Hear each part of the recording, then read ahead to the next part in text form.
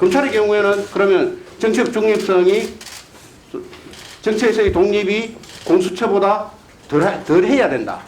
검찰로부터는 보고 수사 사무에 관해서 보고를 받아야 된다. 라고 생각을 하십니까? 검찰의 중립성과 독립성을 보장하기 위해서 검찰정법 8조에 따라서 법무부 장관이 가운데서 검찰총장에 대해서만 구체적 사건에 대해서 지휘 가능하도록 그렇게 장치를 둠으로써 책임 정치와의 조화를 하고 있는 것이죠. 공수처법에는 규정되어 있는 것을 검찰청법에는 규정해서는 안 된다라고 이야기를 하는 것은 다른 부분이죠. 검찰은 법무부의 외청이잖아요.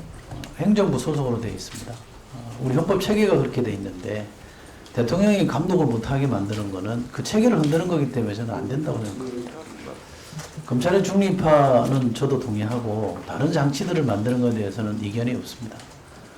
그러나 다른 한편으로 검찰은 중립화해서 검찰이 하는 것은 잘못된 경우에도 아무도 제어하지 못하게 내버려 두는 게 중립화는 저는 아니라고 봅니다.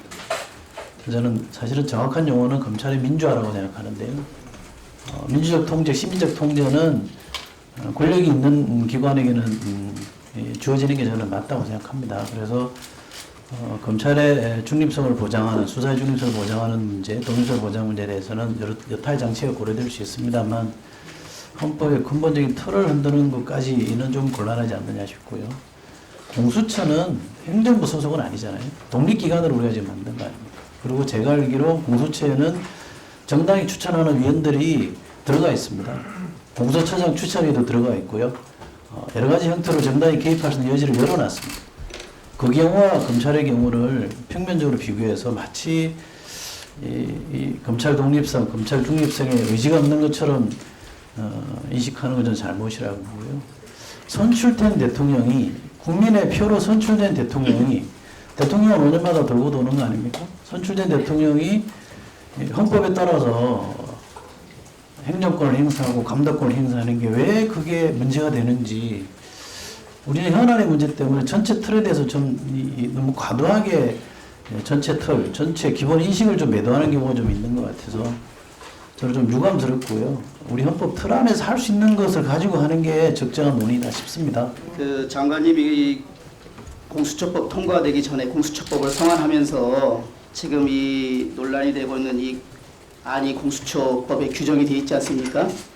그때 4+1이라는 데서 합의하면서 검찰청법에도 이 규정을 넣기로 합의했습니다. 그 사실 알고 계세요? 아니, 그만하시죠. 사실관계 팩트가 필요해서 그 1분만 드리겠습니다. 네.